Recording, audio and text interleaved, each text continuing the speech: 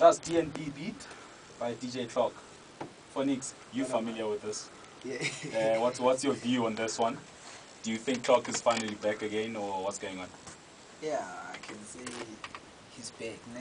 Ah, But what? he used same style. It doesn't change. Like, who's this guy? Is Tungero, you know? Yeah, okay. Even if he can release next Yeah, year, but yeah. you know this is Clock, you know. So But I feel, I mean, this is from his third album. I feel that his second album just went unrecognized, and then, I mean, compared, he had a hit album for the first album, and then the second album he just went down, and then I think he came back with this one. The single it's just working for him. It's, Kelvin, is it something that you could play? The track that you just played now? Yes, early part of the set. Oh yeah. Yeah, early part. When he's still trying to get people. Trying to get people in there, get them comfortable. Yeah. Relaxed. What's the longest set you've played since you started playing? Since I started playing, Yeah. 6 hours. 6 hours, Yeah, no 'cause break. a lot of times what I'll do, dealing with mobile or corporate events or going from club to club or taking my own system to a venue, Yeah. I'm usually the only DJ there sometimes. Oh, So- so you have to play the whole Yeah, play night. the whole set, which I enjoy it because there I get a chance to go all over the board with music, man. Because I also play reggae, Oh, okay. salsa, Yeah. merengue, and so when I have a night like that, when I'm covering all bases, it's a beautiful thing. What's the best crowd have you ever played on? The best crowd. Okay, man. let me keep it easy, because I mean your career goes as far as the late 70s into the 80s. Yeah.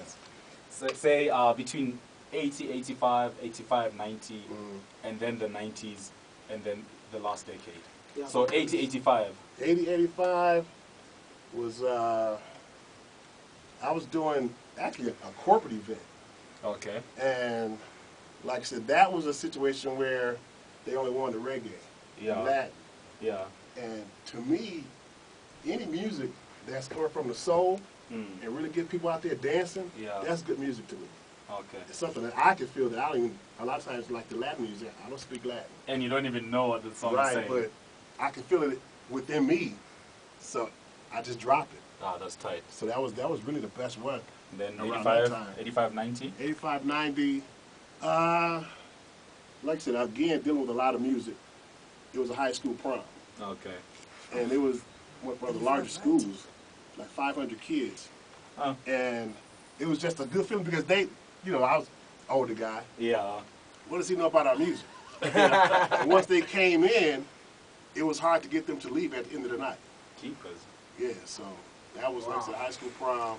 Uh, My very best time, yeah. I had a chance to play a Pasha in Ibiza. Eish. About, Ibiza. Still want to go there. it's been about 19 years. Mm. And it was just a last minute thing that happened. I was there to play somewhere else. Yeah. And then a local promoter Yeah. knew I was in town through another guy Mm. and had me to come out. And it was in their funky room, which is basically soulful house. Yeah. And that was just amazing.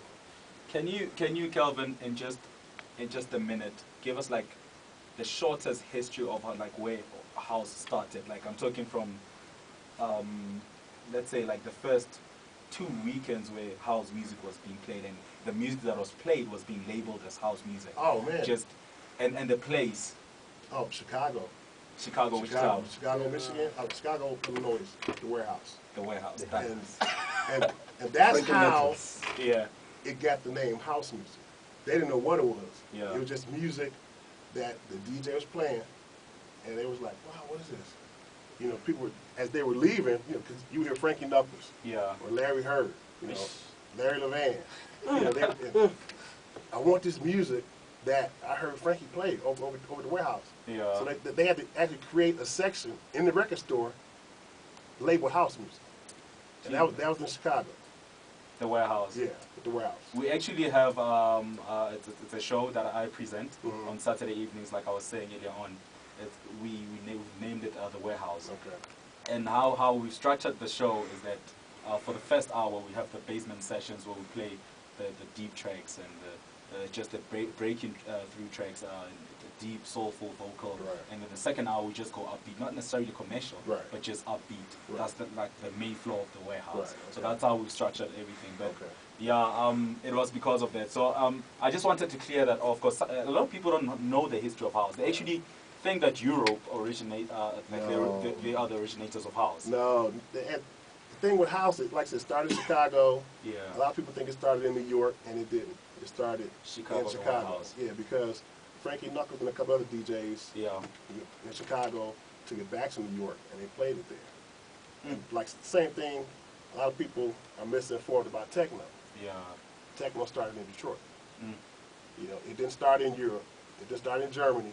It had a German influence from Kraftwerk, Yeah. but techno started in Detroit. And I think I like, when you mentioned Detroit, I like what, from my point of view, of house music, I like how what Quentin Harris did with when electro was coming up, and he was pushing Detroit, Right. the sound, Right. and electro is just like the European electro. It's just you don't even have music. I won't call that music. It's just a certain sound, Right. and it's very lame. It doesn't go up or down. Right. And Detroit, Quentin Harris came through and he switched it, and he would have like a climax on the song. Right. And and I could quote a number of songs that he did that to. What's your view on Quentin Harris? Man, he's a great DJ, Yeah. great producer, Yeah. and I've only had one opportunity to actually hear him live, and it was a shelter party Yeah. about 2 years ago in Miami Yeah. during the Winter Music Conference. Oh. And he just ripped it, He killed it. killed it. I mean, because his energy Yeah. that comes through. When he takes off his t-shirt and Yeah, it just goes, yeah, it goes yeah, crazy. He goes crazy. He Yeah, goes man. crazy. Yeah, that's Kelvin Morgan. He's still on the show. The interview still continues. We're just gonna play a bit of, actually not a bit. We're just playing local.